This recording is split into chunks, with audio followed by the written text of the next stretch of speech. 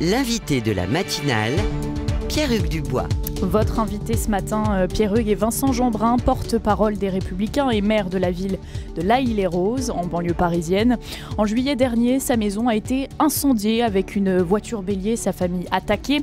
6 mois plus tard, il raconte cette terrible nuit d'été dans les Deux France, publiée aux éditions Albin Michel. Bonjour Vincent Jeanbrun. Bonjour. Et merci d'être avec nous ce matin en studio. Des campagnes jusqu'au quartier, la République semble se disloquer, elle qui se vante d'être indivisible dans le premier article de sa Constitution. Violence urbaine l'été dernier et colère des agriculteurs maintenant. Est-ce les deux versants d'une même France? Une France profondément, irrémédiablement divisée? C'est en tout cas le cœur de la France qui travaille, la France qui a envie que notre pays avance, celle qui produit pour l'intérêt général. C'est au fond ce que sont nos agriculteurs. Et ce qui est fou pour nous, c'est que c'est grâce à eux qu'on mange, mais à force de nous donner à manger, ils en crèvent.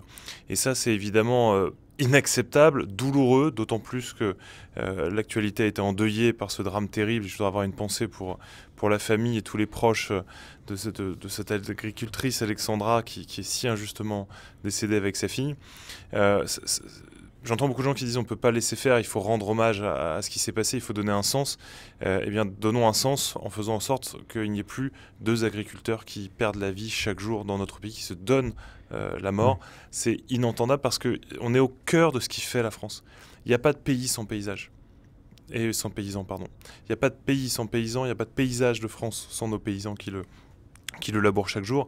Et on est au cœur de quelque chose qui montre, vous avez raison, une dislocation du pacte social. Parce qu'en fait, quand on donne plus à des gens qui n'apportent pas qu'à des gens qui se battent tous les jours pour que notre pays avance, effectivement, on voit que la fin est proche. Il y a 6 mois, il y avait ces violences urbaines, là c'est la colère des agriculteurs. Est-ce que c'est aussi un marqueur d'un manque d'unité, de fraternité dans notre pays? La fraternité, c'est un des piliers de notre triptyque républicain. Où est la fraternité quand on voit les agriculteurs en colère, quand on voit ces violences urbaines l'été dernier? En fait, c'est pas la colère des agriculteurs qui fait qu'il n'y a pas de fraternité. C'est parce qu'il n'y a pas de fraternité qu'il y a la colère des agriculteurs. Parce que justement, il y a un côté, on veut pas voir, on veut pas accepter.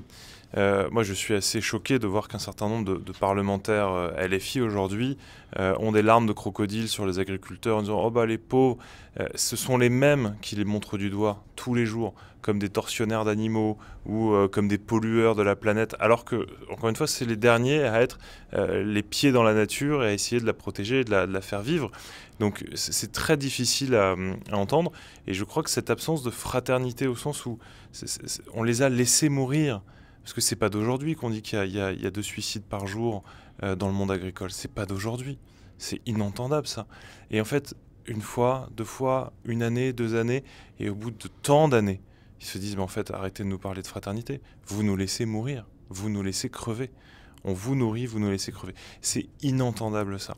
Et c'est pour ça que je pense que ceux qui ont parlé, commenté l'archipélisation française, c'est-à-dire que finalement c'est chacun dans son coin, la ville non plus à côté de la ruralité mais contre la ruralité, c'est quelque chose qui nous fracture, et c'est un grand danger parce qu'en fait au bout de cette histoire-là, c'est plus de République, plus de société française et de fait plus de France. Parce que la France, vous avez raison de le rappeler, c'est la fraternité. Cette dislocation, pour reprendre vos mots, et dont vous parlez ce matin, vous la racontez dans Les Deux France, un livre publié aux éditions Albin Michel, où vous racontez ce déferlement de violence aussi dont vous avez été la cible. En juillet dernier, le 2 juillet, votre domicile est attaqué par des émeutiers. Racontez-nous ce qu'il se passe cette nuit-là. Je le raconte dans le livre, et puis c'est vrai que je l'ai beaucoup dit, mais ce qui est le plus fort peut-être, c'est ce qui se passe toutes les nuits avant. C'est-à-dire qu'en fait, on voit la République attaquée, nuit après nuit. C'est la 5e nuit que mon domicile et ma famille sera attaqués. On est dans quelque chose qui est terrifiant, parce qu'à ce moment-là, il y a 2 choses qui vous viennent à l'esprit, il y a une prise de conscience terrible. La première, c'est que les agresseurs sont des enfants de la République. Ce sont des petits Français élevés sur notre sol qui vont prendre les armes contre les symboles de la République. Parce que, avec des haches, des piolets, des mortiers d'artificier, des cocktails Molotov, Ils vont s'attaquer aux pompiers, ils vont s'attaquer aux bibliothèques, ils vont s'attaquer aux mairies annexes, ils vont s'attaquer à la mairie, au marché. Cette première prise de conscience, elle est terrible, c'est qu'on n'est pas juste sur une violence urbaine, on est sur une émeute insurrectionnelle qui a une cible, la République. Et je le dis simplement, beaucoup de collègues maires qui ont connu ces émeutes ont fait ce constat. Vous aviez 2 bâtiments similaires côte à côte. Celui qui était attaqué, c'est celui qui était pavoisé, celui qui avait les drapeaux tricolores. Et ça, c'est une prise de conscience qui est terrible. La deuxième, c'est que pendant 5 nuits, l'État ne répond plus. L'État ne répond plus. C'est-à-dire que vous avez cette menace terrible. Et je me souviens d'avoir débriefé au milieu de ces quelques nuits avec la police municipale de l'Haye-les-Roses. D'ailleurs, je veux leur rendre hommage parce que sans eux, sans leur courage, on n'aurait plus d'hôtel de ville et il y aurait eu bien plus de dégâts dans notre commune. Mais imaginez, appeler le 17, appeler la police et plus personne ne répond. C'est ça qu'on a connu pendant ces nuits d'émeute. C'est ça qui a été aussi terrifiant. Et vous le racontez dans ce livre, c'est des situations de guerre. Vous avez quelques policiers municipaux, une poignée, qui sont bien insuffisamment équipés pour faire face. Ils appellent le 17, personne ne répond, ils se sentent désespérément seuls. Vous aussi, vous vous sentez désespérément seul ? Non, dans cette période, on a été terriblement seuls, non pas encore une fois parce qu'on aurait des policiers nationaux qui n'auraient pas fait leur travail, hein. Je voudrais surtout pas qu'il y ait de confusion sur ce point. Ils étaient eux aussi face à cette insurrection avec détermination et courage, mais on voit bien que collectivement, tout le monde était dépassé par le phénomène. La police nationale sur l'Haye-les-Roses, elle était en poste au commissariat national pour le défendre. Non pas qu'ils ne sont pas allés se cacher, ils étaient aussi sur la brèche, mais on voit bien qu'on était dépassés. Ce mot de solitude, il est vrai pour les élus locaux, il est vrai pour nos policiers municipaux, il a été très vrai pour nos concitoyens. Et c'est vrai que c'est les mots qu'a prononcé mon épouse quand on a eu le président Emmanuel Macron au téléphone. Elle était dans sa chambre d'hôpital et elle lui dit « Je me suis senti bien seul ». Et évidemment, elle parle de cette nuit-là, mais elle parle surtout effectivement des jours qui ont précédé. Parce que quand on fait le constat que notre mairie n'a plus de protection, que les portes d'entrée sont brisées et qu'on ne tiendra pas la nuit suivante, notamment parce qu'on n'a plus de munitions. Je fais le tour des plateaux télé, j'appelle les préfets, j'appelle les préfets de police, j'appelle pour dire juste on voudrait des munitions, juste quelques munitions de flashball, c'est tout. Et on voit qu'en fait l'administration qui a ses règles en temps normal, a été incapable de prendre acte qu'il y avait une urgence en fait. Et non, il nous faut un formulaire, il nous faut un certificat de la préfecture. Un vendredi. Et c'était fou en fait de se dire mais comment on peut ne pas prendre la mesure du chaos qu'on est en train de vivre? Il faut tout de même parler des sources de ce chaos, des sources de cette violence. C'est aussi une colère extrême de la part de jeunes qui ne se sentent désespérément pas écoutés, qui ne se sentent désespérément pas entendus. Mais écoutez, moi je serais curieux d'échanger avec ces jeunes désespérés parce qu'en réalité, c'est pas vraiment le profil des émeutiers qu'on a rencontrés. Quel est leur profil? Il y a... je ne vais pas parler pour toute la France, je ne peux parler que de ce que j'ai vu et constaté sur ma commune. Il y avait vraiment le corps expéditionnaire de la troupe, ambiance Black Blocs, qui était vraiment là pour détruire et encore une fois qui ciblait les représentations du pouvoir. Ceux-là n'avaient absolument pas d'ambition de voler quoi que ce soit, ils sont juste venus massacrer. Mais s'ils ciblaient les représentations du pouvoir en particulier, il y avait bien raison. Et puis vous avez des jeunes qui derrière venaient effectivement grossir les rangs et qui étaient parfois complètement inconscients de ce qu'ils faisaient là et pourquoi ils étaient plus là pour s'amuser. C'était rare, mais c'était possible. Ce phénomène-là, on a vu, moi j'ai grandi dans une cité HLM, des phénomènes de colère qui amenaient à de la violence ou de la dégradation. J'en ai vu. J'avais des amis, entre guillemets, des camarades de classe qui pouvaient y participer. On avait ce sentiment on vit dans un quartier où personne ne voudrait vivre, on est en colère, c'est injuste, et on lance un cri d'alarme. C'est pas une bonne méthode, mais il y avait ce mobile-là. Là, la volonté, elle est autre. Elle est de dire, votre modèle de société ne nous intéresse pas. La fraternité dont on parlait tout à l'heure, elle ne nous intéresse pas. On a un autre modèle à porter aujourd'hui. On veut un autre modèle. Il est devenu quasiment impossible dans certains quartiers de parler des droits de la femme. L'égalité homme-femme n'est plus un modèle de société partagé dans certains quartiers de notre République aujourd'hui. C'est aussi ça qui est en jeu. On a les lois de la République, l'ordre républicain, qui est contesté aujourd'hui. Quand vous avez dans certains quartiers les mafias, les gangs et les caïds qui font la loi à la place de la République, à force de se sentir les plus forts, ils viennent attaquer l'adversaire. Moi, quand j'étais gamin, il y avait beaucoup de guerres de gangs, de petits gangs. Il y avait la cité 1 qui affrontait la cité B. Chez moi, c'était les Tourmarons face à la Martine. Petit à petit, les trafiquants ont pris le contrôle des cités, ce qui fait que maintenant, il y a une forme d'unité. Et même s'il peut y avoir encore des conflits d'une ville à l'autre, globalement, il n'y a plus vraiment d'adversaires. Donc d'un coup, il y a comme si cette historique de combat de gang avait besoin d'un nouvel adversaire et donc sort de son quartier pour aller attaquer la République. Moi, j'entends que dans nos quartiers, il y a de la colère. Et cette colère, elle n'est pas uniquement celle des jeunes, elle est celle de 5 à 6 millions de Français qui vivent dans ces quartiers.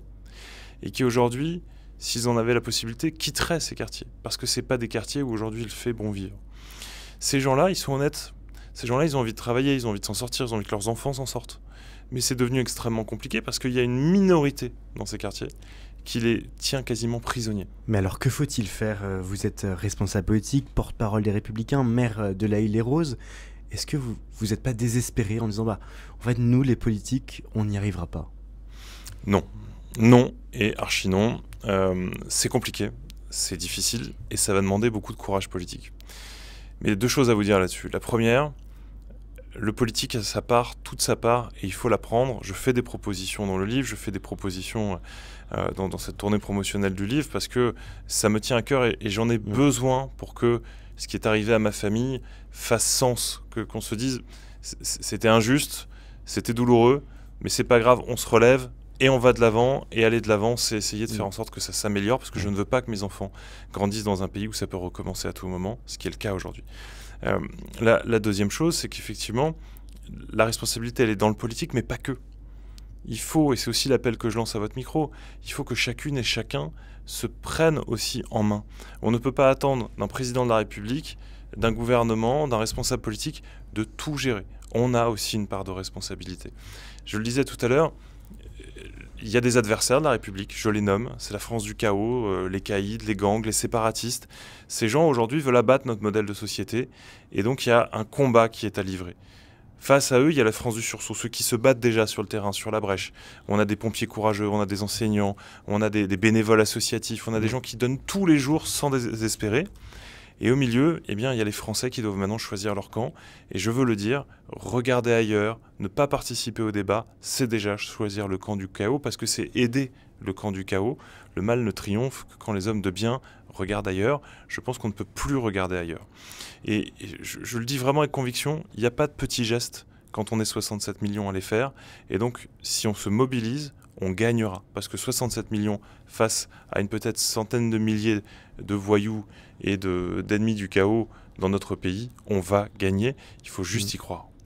Il y a plus de 500 000 élus locaux en France, donc il y a quand même une certaine mobilisation. Parmi eux, les maires dont vous faites partie, des maires qui sont de plus en plus attaqués aussi. Les violences à l'égard des édiles se multiplient. Est-ce que c'est aussi pas un risque qu'il y ait de moins en moins de personnes qui veulent y aller? Vous vous appelez ce matin à l'engagement. Quand on voit votre témoignage, Vincent Jeanbrun, on n'a pas tellement envie d'y aller. Votre domicile a été attaqué, votre famille attaquée. Pas envie d'y aller quand même. Vous posez une bonne question. Est-ce que quand c'est difficile, c'est le moment de renoncer? Eh bien, quand on attaque sa propre famille. Moi, je vais vous dire, évidemment que vous imaginez, dans mon cas très personnel, j'ai douté. Je comprends que des collègues qui ont subi des attaques de cette nature, beaucoup de collègues ne le disent pas d'ailleurs. Il y a une vraie omerta en fait. On se dit, je ne vais pas en parler. Je ne veux pas que ça donne envie à d'autres de recommencer, etc.